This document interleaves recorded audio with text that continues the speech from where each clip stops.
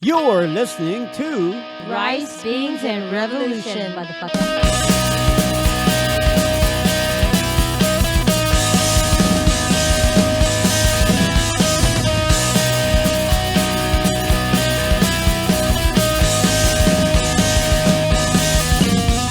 You're listening to the first episode of Rice, Beans, and Revolution podcast. And it's a Monday.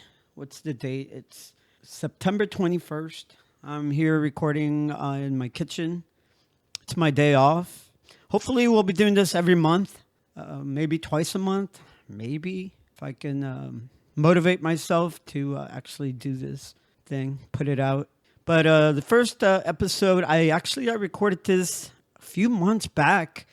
It's an interview I did with Charlie and Ronnie. They're working on a documentary about the local underground music scene. I don't think it had a name back then, but the name is As I Walk Through the Valley, and you can actually go on YouTube and check out the trailer for it. It's my first interview I ever did, so bear with me.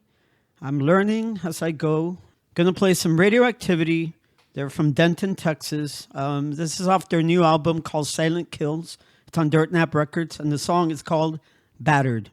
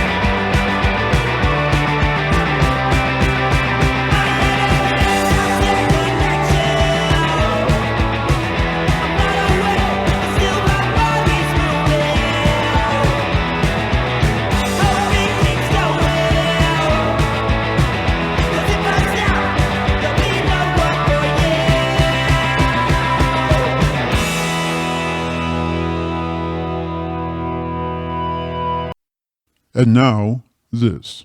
Teddy, you'll eat anything. What? I won't eat anything. I'm pretty discerning. Eat this. What was that? Don't feed a guy a sponge, Bobby. Don't feed a guy a sponge. You put it in your mouth, Teddy.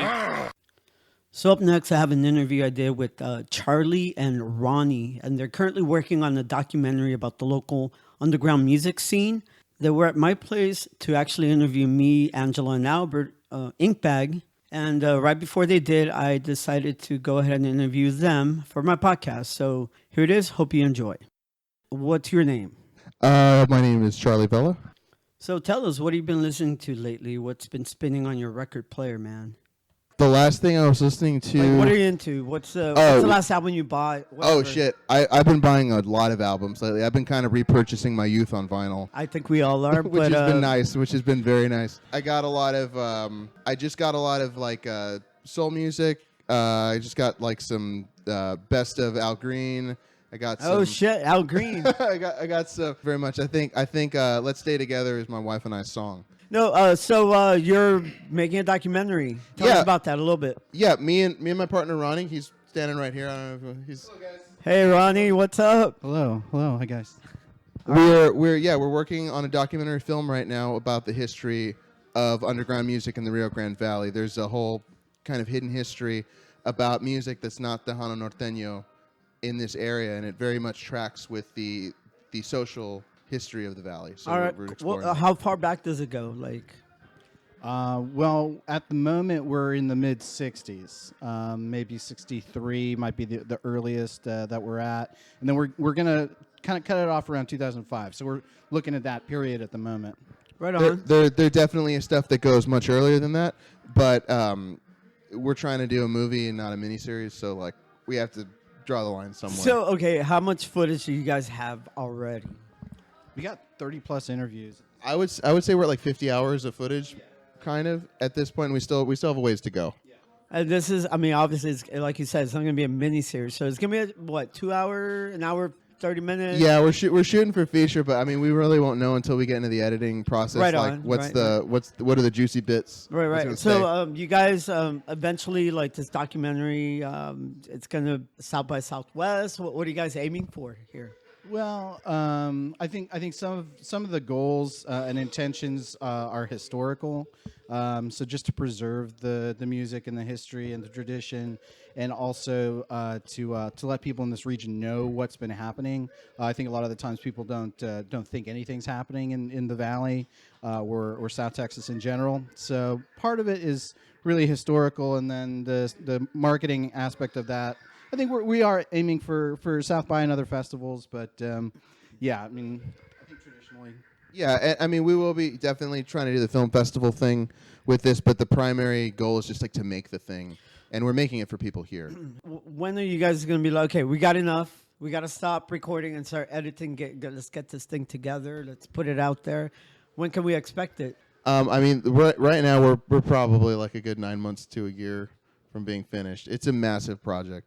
And we're first-time filmmakers, so this is like a learning process too. Yeah, I think that part of it is now that we've have all these interviews, sort of going through and tracking what's been said in all the interviews, and then once we know that enough has been said to tell the story, then we're getting closer to editing. And I think that's really what we're looking for, is just making sure that enough people have said the story, and we're still kind of like discovering what the actual story is, like who played and what the scenes were like. Right. I mean, I'm sure like as you go and as you record and as you interview people, you see sort of a, like you said, a story just kind of emerges, and because the editing process is just kind of narrowing that down, getting it out. No, yeah, I mean, and actually the most interesting part is we've been kind of discovering the history of this thing that I thought I knew everything about. When we were first talking about this, I got into the music scene here in the like late 90s, and I thought we were talking about a story that maybe started in the early 90s. And I couldn't have been more wrong. I mean, the more people we talked to, they're saying, well, you should check out this band. They were around in the late 80s. Okay, we talked to those guys. You should check out this band. They were around in the early 80s. And it just kept going further and further back. So there's just so much more there than even we realized. Like, we kind of like, it's like, like the iceberg tip sticking out of the water. And it's like there's so much more beneath the surface that we've been discovering. It's been really awesome, but it is kind of like daunting in scope. And so we're going to have to kind of try to streamline the story and try to find out what the story is, like Ronnie was saying. Any idea yet on what you're going to call the documentary? No. Nothing at all. Like there's. I mean, well, honestly, when we were first getting started, we thought we were telling the story. We thought we were telling a story of like before the Union period, and then like the For our listeners who don't know what the Union is, what's the Union? Okay, the Union was a collective of bands that formed in the late 90s, early 2000s. The goal was to kind of pool money so that bands could start throwing their own shows. I mean, we thought that was the entire story, and it certainly was an important part of the story because it's the first time that the scene really became self-directed and self-perpetuating by kids. Like, there were shows before, but it wasn't. That kind of opened it up to where after that you can really divide it into pre and post that, because everything that's going on right now is almost directly from that lineage of. Yeah. Like Charlie was saying, that there's this self-directed aspect that happens after the Union, that people are renting the Palmer Pavilion and Trenton Point before then.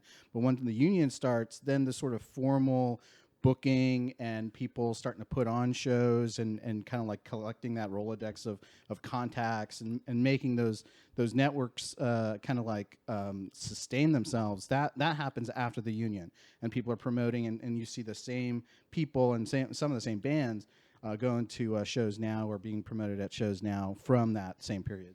So it was just like a group of kids who got together, pulled some money so they could rent venues and put on shows every month. Right on. And so we thought, that was the whole story, but really, that's definitely an important part of the story. But like it goes way earlier, and we actually got a quote from somebody or something you said, where you said like the union is part of the scene, the union isn't the scene, or the scene isn't the union. I don't remember saying that, but it sounds like it was attributed to you by Dan Solomon, and it was that it's like. It was a facet of what was going on because there were certainly shows happening before, after, and at the same time as, but it was a kind of thing that was the seed of a lot of people saying like, oh, I can do this. We, if the five of us can do it together, I can do it by myself with four other friends too. One of my favorite quotes about the union was from Art Nava, from one of the first punk bands, for the Fart Blossoms. Fart Blossoms. When we asked him about the union, he said, "What's that?" I love it. Yeah. It was like formative for some people, and other people it was like a little blip on the radar. On. It's like that, right? Like people come later. I mean, a lot of really fun. I've been going out to shows a lot more lately now that I'm playing again. And these new bands, like these new kids, I'm sure they have no idea about the history, but they're making like fun music that I'm like, yes, I'm energized again. Like it keeps going. It's we get older, but it keeps going. Yeah, and it's been the same thing for me too. I've been making an effort to get out to more stuff lately. It's like you kind of fall in love with it all over again. One theme that we kind of keep coming to is that every group of kids feels like they invented the whole thing. Because there's no sense of like what happened 5 or 6 years before them. Their life started in high school. You feel like, holy shit, like making this loud music, feel like you are the middle of the universe. And like, here we are doing this thing. Other people have done it. Other people are doing it, but it's an amazing feeling, right? Right. Yeah, and I mean, like, and every group of kids, it's like, I guess it's every 4 years, every high school class that comes through, they kind of like figure it out for themselves. But at a certain point, they're not starting from scratch anymore, because it feels like some of those bands from the 60s and 70s and 80s, they had to all start from scratch because their scene would completely go away once they all kind of grew up a little bit, and some people got jobs and started families and moved away. The draft was a thing back then. Vietnam sucked. Yeah. People actually left their bands because they went to war and stuff like that. Right. Different scene. That killed the late 60s scene. Vietnam is like directly responsible for that scene dying, literally.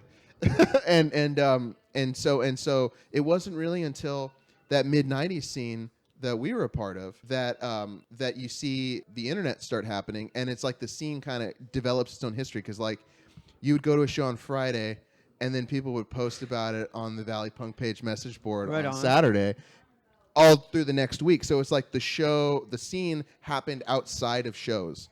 And when you could go back and refer to things, it kind of became more permanent. So like what we have going on right now flows out of that, and it really, like, in many respects is tied to internet culture and just developing a history, which there wasn't before. Because I mean, like, this has happened a few times where people will be like, yeah, I found out my dad was in a band. I found his records in the house somewhere, and like they never even talked about it. A band called Death. Band called Death. Yeah, that's right. Band called Death. Yeah, that was something that we watched before we got in on this project, and that stuff is so fascinating, that hidden history. All right, guys. Well, any last words you guys want to say before we wrap this up? I think that there's a lot happening here in the Valley, and it's important to understand our history and appreciate our culture. And it's not just charro beans and norteño. I love it's charro very beans. It's very diverse. It's very diverse down here, and there's a lot to find, and we're always finding new stuff. Yeah. I too. I would like it if people kind of were able to phase out this inferiority complex that people have. Living down here, we feel like there's nothing going on. They feel like there's nothing of interest, and that couldn't be less true. Hey guys, well, thanks for doing the interview. And is there a working title for the documentary yet? Yeah, we don't know what it's going to be Don't called. know. It might be called Bobby and Angela's Awesome Movie. Awesome Adventure. Thanks for having us. All right, thanks. All right, thanks for checking us out. Remember, you can subscribe to the podcast And make sure to share with all your friends. Hopefully, I'll be able to do this on a regular basis, put out the podcast. I got to get ready to go to practice. I think I'll have another beer, though, before I leave. I'll close out the show by playing a song by a local band called The Ex-Boyfriends, one of my favorite bands. I'll see y'all at the next show. And remember, you go to the shows and you don't like the shitty bands, then start one of your own. And if nobody wants to book your fucking band, throw your own fucking shows. Nobody wants to put out your fucking record, do it yourself. I'm out.